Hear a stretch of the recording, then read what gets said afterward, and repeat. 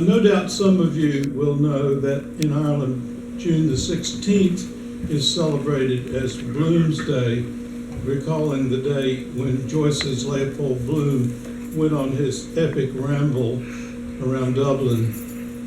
In 1983, I arrived there on that date, June the 16th, Bloomsday, witless and jet-lagged, and the victim of the ministrations of the Aer Lingus hospitality crew, who used to be a whole lot more liberal in their dispensations than they are these days.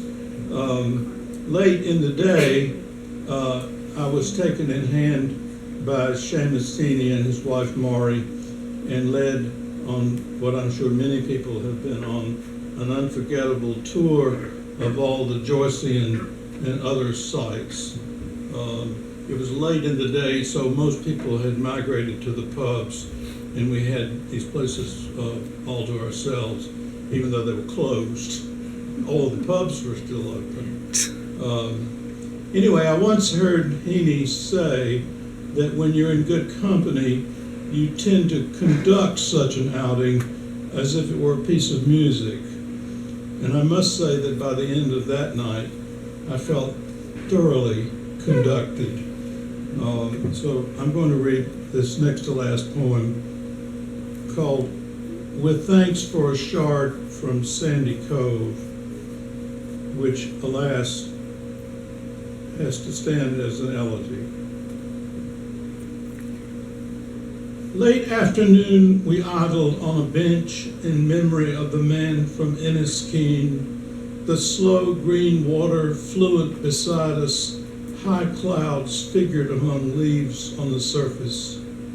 Then down along the strand to Sandy Cove and the late lit water, the sun emigrating after a parting glance, the distant ferry disappearing soundlessly toward Holyhead.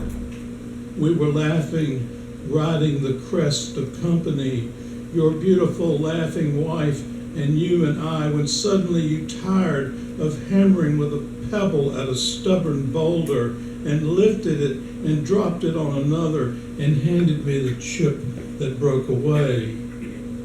I thought of the brute possibilities in those farmers' hands, the place they came from, what they might have done instead of simply dropping one stone on another to give this pilgrim a shard of where he'd been.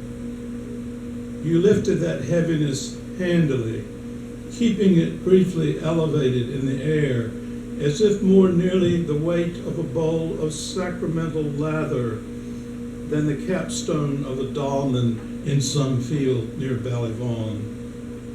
Guilty as charged, with a faithless penchant for the elegiac, shy of the quick-drawn line in the schoolyard dust. We prayed for nothing less than calm in the pre-dawn hours and the laughter of disarming women when the hangman comes. The sea grew dark, and then the dark was general over the suburbs. The window where I slept, thrown open on the moon, picking out the angle of a spade left leaning in a kitchen garden, shining like something prized from underground.